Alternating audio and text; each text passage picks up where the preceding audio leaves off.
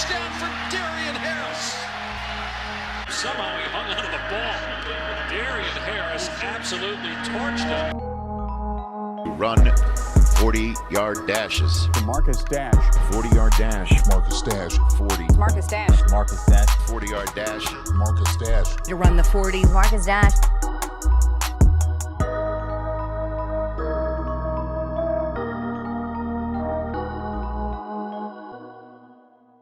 Welcome back to Running the 40. I'm your host, Marcus Dash. This week we are staying in the Big Ten to talk with former Michigan State standout linebacker Darien Harris, who is going into his first season as Director of Player Engagement at Michigan State. This is a very unique episode as we get an inside look as to how the team has been communicating with their players throughout these unprecedented times, as well as his advice to juniors and seniors all over the country who may miss their high school football season due to COVID. I think all high school football players should really hear what he has to say on the matter.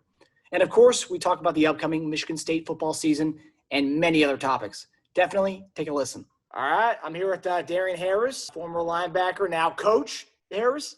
Yeah. How you been, man? Doing great. Thank you for having me on. I appreciate it. Yeah, man. No, I know we connected a couple of years ago in Lansing. Actually, the funny thing about that night, I was in Lansing. You know, you were a star in Michigan State, and I didn't follow Michigan State football until I got there. So we had that conversation the whole night, and then my buddies who were at the bar that night, they were like, "Dude, you know who that was?" I was like, "Oh yeah, it's Darien." They're like, "No, that's Darien Harris, man." I was like, "Yeah, cool dude. You guys talk?" He was like, "No, that's Darien Harris, Michigan State linebacker. That guy was a beast." I was like, "Oh, okay. Did not know." You said you played in CFL, so I was like, "Oh, that's sweet." I just didn't make the connection at that moment. For sure. So, and this new role that you're in, Director of Player Engagement. Yep. It's a new role in general for you, but I'm sure this year it's kind of everything that's happening right now is new for everybody. How has that kind of been like to kind of adapting to a new role in a situation that everyone's getting used to because it's new for everyone? Yeah, definitely. It's been a crazy experience, and it just is. It's been for everyone, whether you're a position coach, GA, director of ops. I mean, everybody's got to approach this thing in a different light.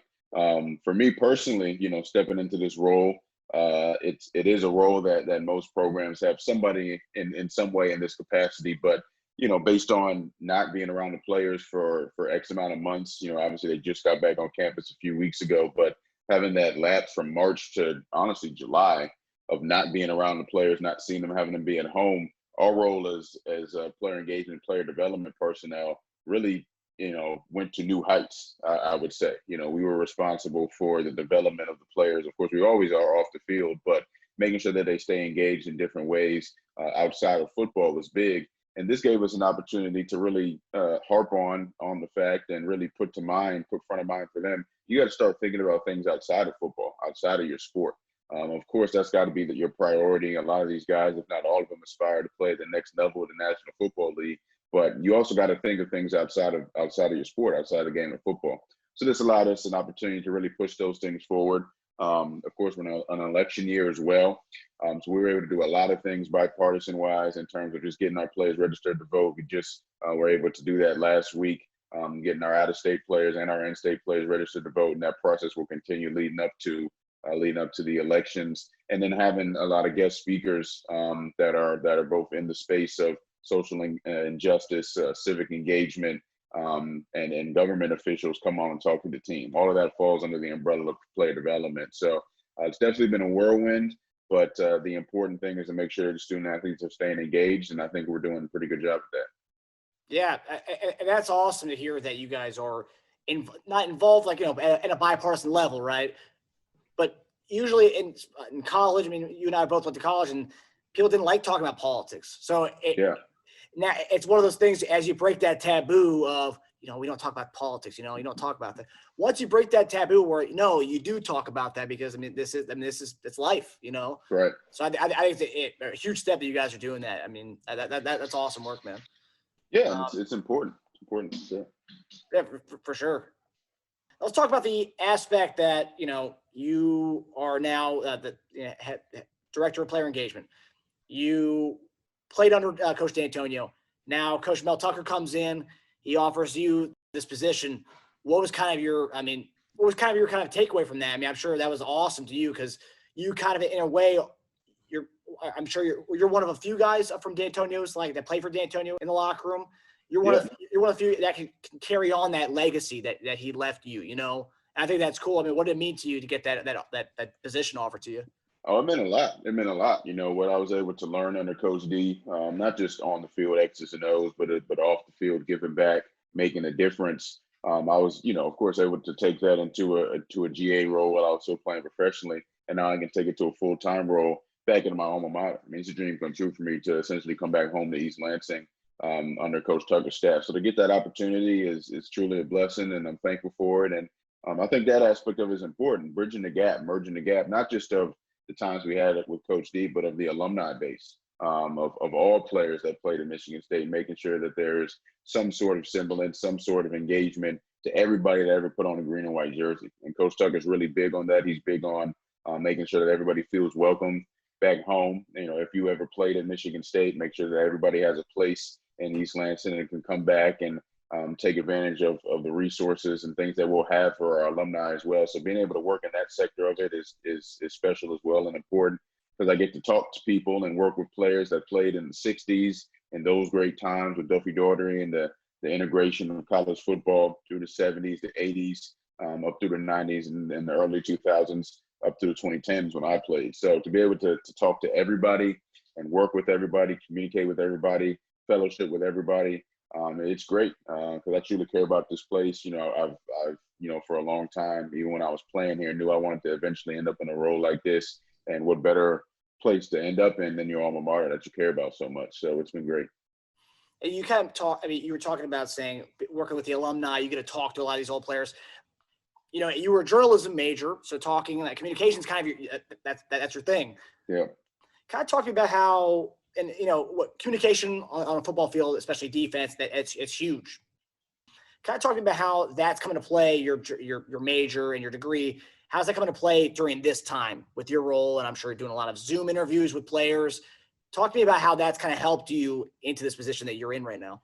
Yeah, it's definitely helped in a lot of different ways. And again, especially during this time, the Zoom portion of it, doing a kind of a podcast deal with former players that we called Spartan to Spartan. So doing that kind of early on and when this pandemic kind of really started to hit and we knew that we weren't going to have human to human interaction for a long time. So doing that, that kind of translated to the social media, branding, media aspect of things that's really important. And we have a great video staff, a great recruiting staff that feeds out a lot of ideas also. And I'm able to kind of take those and work with them, and whatever they need, I'm able to go ahead and produce kind of on film. So like that Spartan to Spartan thing came from them, doing the campus tour video, being able to put that together because obviously nobody will ever come on campus. We can't have recruits on campus. There's really no way to see campus otherwise than that. That was a great way to kind of get everybody to see campus and see what we have to offer Michigan State. And again, not just recruits, although that is a huge portion of it, but everybody. And when you start doing these things, as you know, when you put it on social media, they span out and they hit people in different ways. Doing the Mike Sadler celebration that we did over the weekend on Zoom as well, having to put that together and do that. That was great, and having Coach Dion and Coach Tucker and Coach Izzo and Benny Fowler and of course Karen and Katie Sadler. Like all those things, I think stem from my background in journalism and in media. So I always knew that, it would take me more than just, some appearances on BTN, which I was glad to be able to do. But I know that in this day and age, communication, media, social media, the different, just the different venues and entities of media, writing, of course, TV, broadcast, radio, being able to do all those different things was going to help pretty much in every aspect of life. And now, especially at a time like this where everything is seen virtually, everything is how can you communicate a message without being face to face with somebody. It's really important. Yeah. And I think especially I was talking to Eric Warfield, former Kansas City Chief cornerback the other day, and he was saying how the technology now, you have Zoom, you have all these places where you can talk to people like this in this setting. He was saying that this kind of helps players who play defense, offense, this kind of classroom setting that you all can offer players.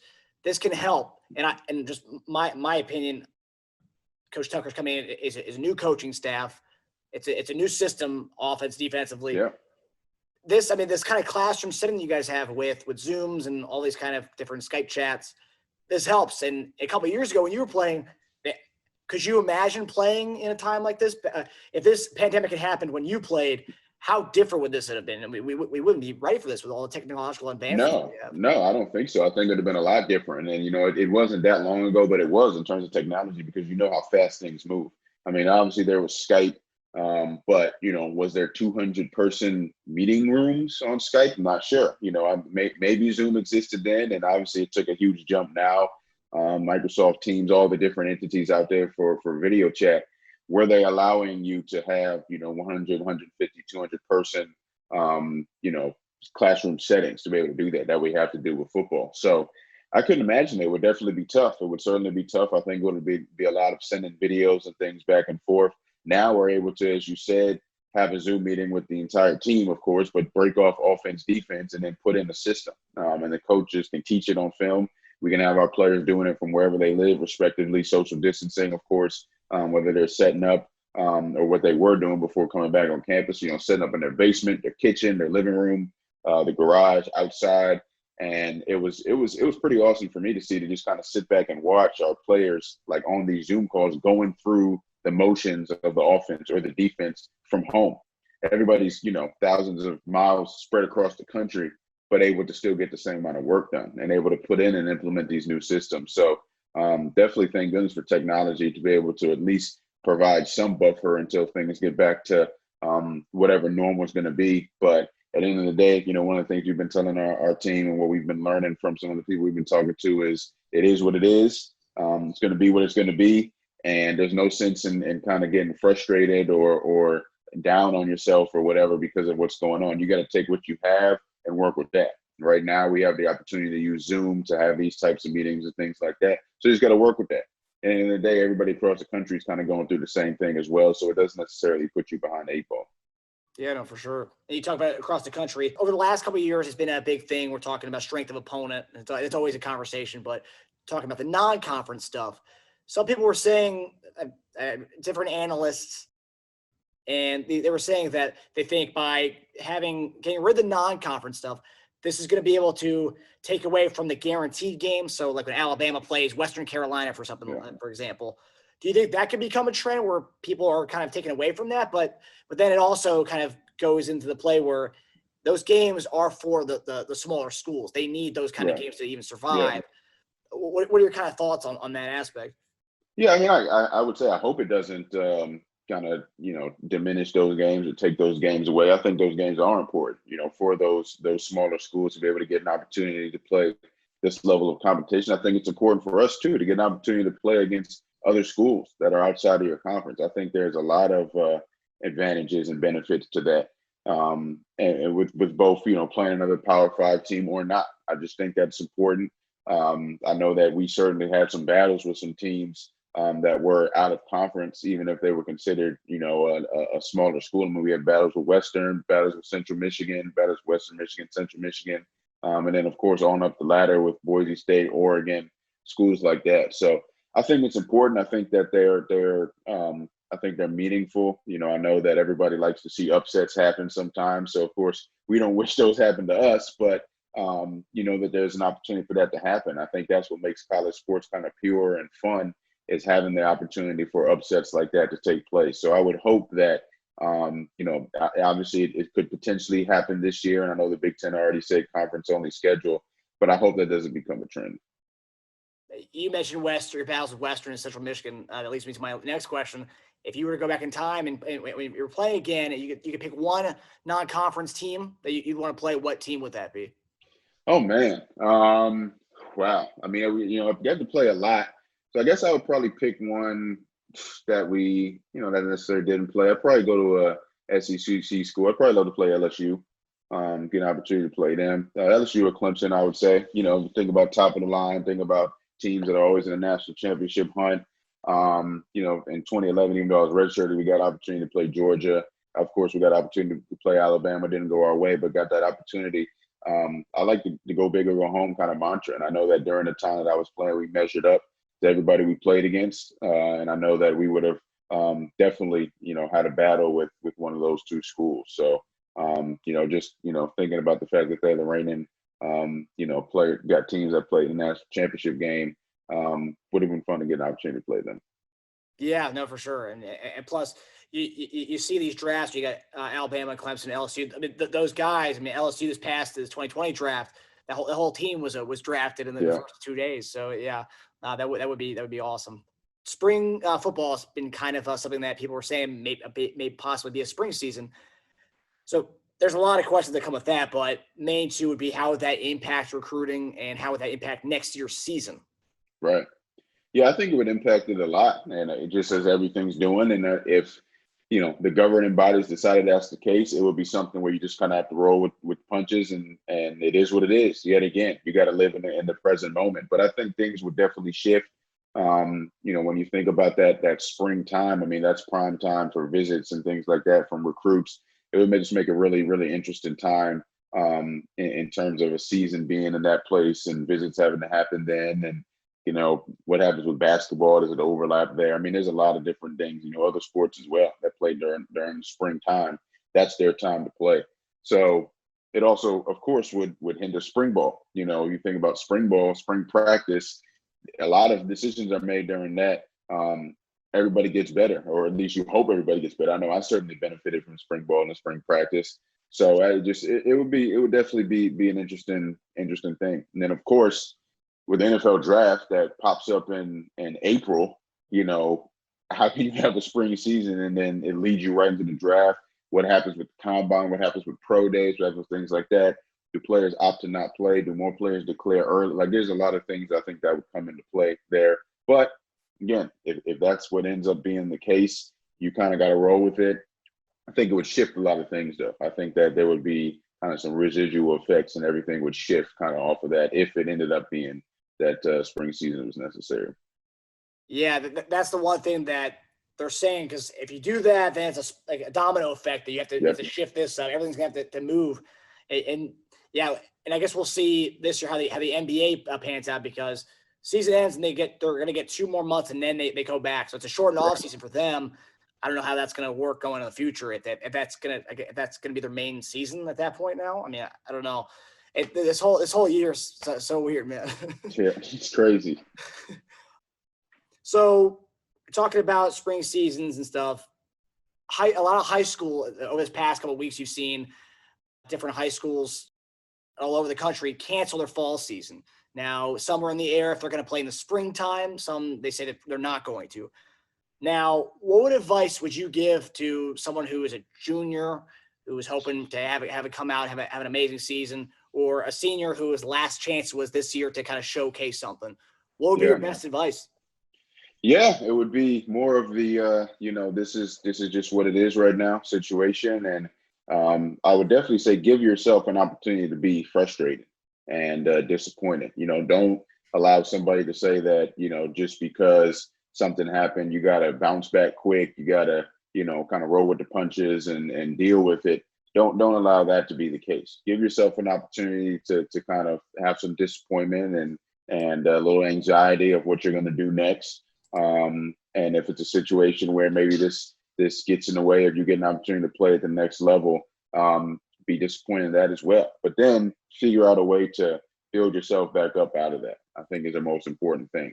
Understand that you're not alone in that battle, not alone in that fight, and that there, I'm sure, will be resources provided to you or for you, or that you can get an opportunity to utilize that can kind of help you through this tough time. And then if you truly do want to play collegiate football, if you have the opportunity to do that or the skill set to do that, there will be opportunities to do that, whether it's walking on at a team, when we're able to have tryouts across the country. There's a tons of schools at all different levels that will be looking for players. If you think of all the different levels, if you think of JUCO, if you think of community college, things like that, all the way up to the D3, D2, 1AA, D1 level, there's going to be opportunities. So I would say also not to give up on your dream, don't think it's crushed. There will be opportunities, because people are going to understand that this, of course, is a strange year. It's a wild time, and it's affecting a lot of people. And I especially feel for those juniors and seniors, because that's your prime recruiting time. And if you don't have an opportunity to play that season when you've been waiting for 2-3 years to get your opportunity to play, and then you don't get that chance, that can definitely affect your recruiting. But I would say that there will be an opportunity out there. You just got to believe that there's going to be and take advantage of every opportunity that you may have to still be able to live out your dream. That's solid advice from, one of the game's best. Let me ask you something here. Like, so now let's say you're a senior, and a lot of seniors are probably going to end up going to JUCOs, or maybe if you're in a public school, maybe going to a private school for a year. Do you think there's going to be more of an emphasis on scouting the junior colleges for the fact that guys maybe went on the radar because they didn't have that junior year or they didn't get that senior year? I mean, do you see that being a thing? Yeah, it's certainly possible. It's definitely certainly possible, because I think there are going to be some misses for everybody.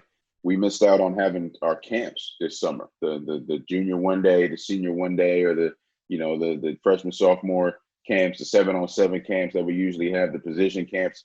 All of those things are big evaluators. Think about a lot of guys that have come through any program, but just you think of the guys that have come through Michigan State. Look at Trey Waynes, for example. He was my roommate, and he came to Michigan State's camp. He runs a 4.2. That's going to get you an offer. You know what I mean? Now, his film was good, of course, but what happens if he doesn't get opportunity to come to Michigan State's camp? Does he pull that offer?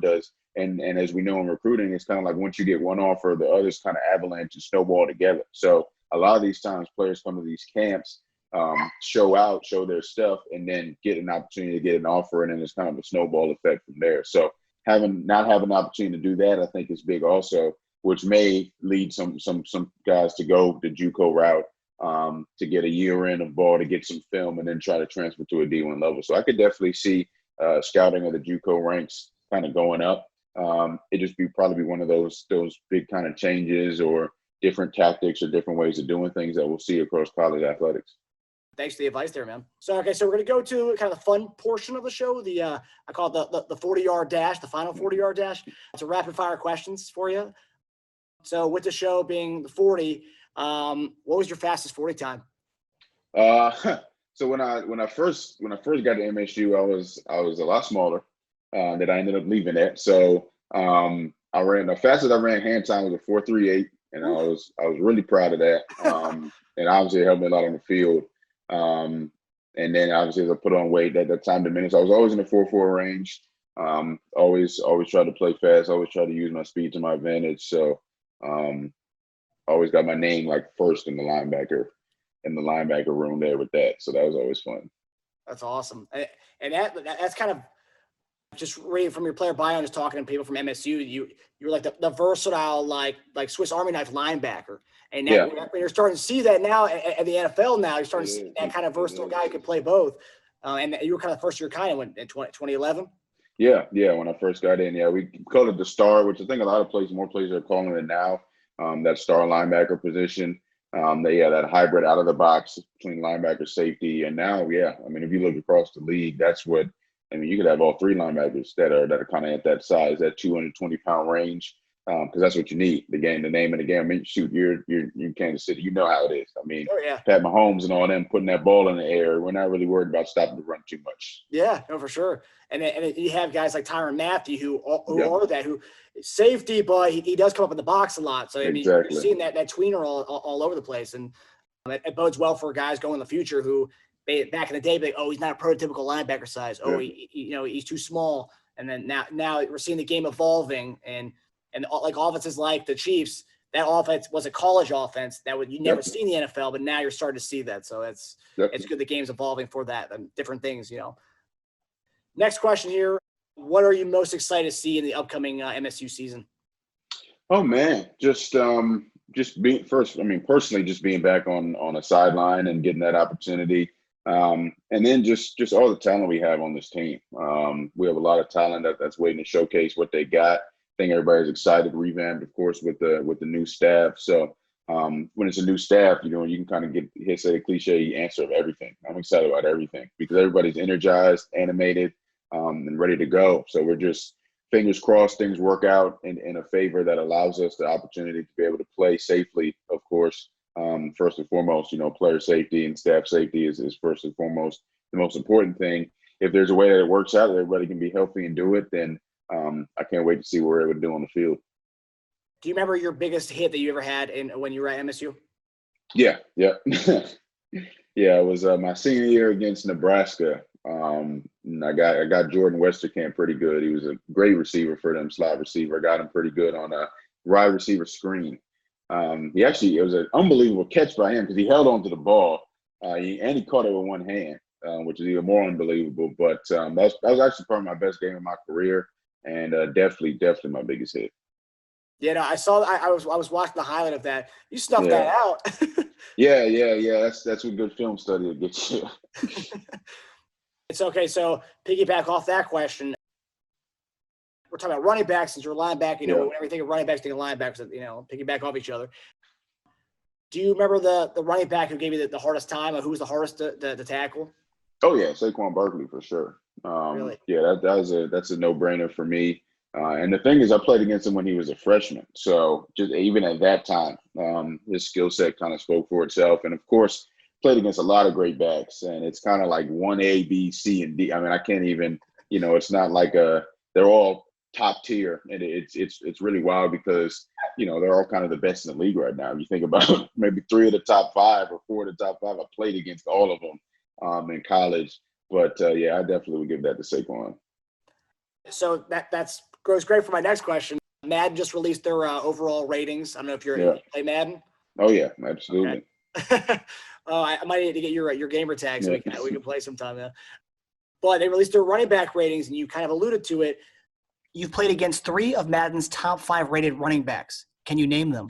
So I saw the quick. I didn't cheat. So I know, I know Zeke, Saquon, and Derrick Henry. I would guess are the 3. It was interesting. You said Saquon was harder to tackle than Derrick Henry. I mean, I just remember seeing Derrick Henry's high school highlights when I was a kid. Yeah, it was like a man playing with like Pee-wee kids. It was insane. Yeah. I mean, it definitely wasn't I mean, it was fun, but it wasn't fun, if you know what I mean, like having to hit him over and over again. But when we really keyed on him, we keyed on Saquon also, but you think he's a freshman, it's Hackenberg's trying to have a comeback year, and they got some threats on the outside. You don't key on him as much as you probably should have, and we realized that because he was the only running back that year to go over 100 on us. Derrick Henry, we keyed on a lot, and I mean it took a toll on you, banging into him every 2 seconds. But the craziest thing about that game was the fourth quarter they decided to bring out a guy named Bo Scarborough on relief duty, and he was even bigger than Derrick.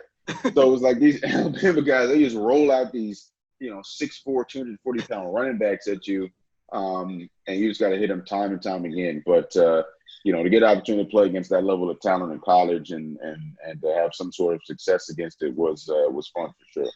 No, for sure. When I was looking at the list of the dudes you played against, and then I was the Madden rings that come out, and I was looking at it, I was like, Darien played against all these dudes. Yeah, it's crazy. It's crazy. If you were starting an NFL team, which of those running backs that you played against would you start? Probably I still would go Saquon. I know he had an injury kind of riddled year last year, but I'm excited to see what he does this year. And I think all those guys are great in some of the same ways and some of their own ways. New Saquon would walk. I mean, Saquon's rookie year, 2,000 plus all-purpose yards is something we've really never seen before. And then, I just heard something today actually that, Zeke, there's nobody within 1,000 yards of Zeke's rushing numbers in the last 5 years. Wow. And Derrick Henry's year last year was undeniably almost took him to the whole way. So all those guys, you can't go wrong with any of those guys, to be honest. I'd probably go Saquon just because I'm pretty biased towards him. I love his leadership capabilities also, what he stands for, how he plays the game as well. As do I with all those guys. Would love to take off, to be honest. Yeah, that's the kind of thing I would do with a franchise draft. Yeah. Draft mode, man. So this is one thing we always talk about flashy stuff, quarterbacks. Who was the best quarterback you played against? We were talking about you read that play against Nebraska. Yeah. Who was a quarterback that you were like? It was just hard. It was hard to read in general. Definitely Marcus Mariota for sure. I was able to get played against him in his Heisman year, and I mean, just unbelievable talent. Big guy, hard to bring down. I had a clear sack on him, and he just ducked under me and did this left-handed flip, which ultimately kind of led to them winning the game, honestly, because we had a lead. It was at their place. We had a lead, and he went on kind of his Heisman moment, if you will, and was able to lead them to victory. But real humble, nice, respectful guys. I'm sure you could imagine, and I'm excited to see what he does in Oakland. Yeah, that's actually going to be interesting with him and Carr, that QB competition. But I will say this year, and being that the pandemic year, teams are probably going to go with guys who've been there before, who already know the system, whereas kind of reteaching everything to Mariota. But Mariota is, he's had a good pass, and he's had kind of injury-plagued professional career. So, he's got a shot, and so it'll be interesting to see how that happens. So last question, man. If you could relive one moment from your playing days, what would that be? Oh, wow. That's pretty. You know what? I actually had a lot of fun my freshman year being the scout team running back, and that might be kind of crazy to say, but I've always loved the position of running back. I always thought I was a better running back than linebacker, actually. And freshman year, the running back in our class ended up not coming, so we didn't have one in our class. And so I had, my redshirt year, I played running back all year on the scout team, and had a great time doing that because we had fun as a class on scout team. 26 out of 27 of us, or whatever the number was of us redshirted, and those were our game days. Practice was game day for us. And, we were able to go on and leave as a winningest class of all time in MSU history. I think that a lot of that is predicated towards how we played on scout team dating back to our freshman year.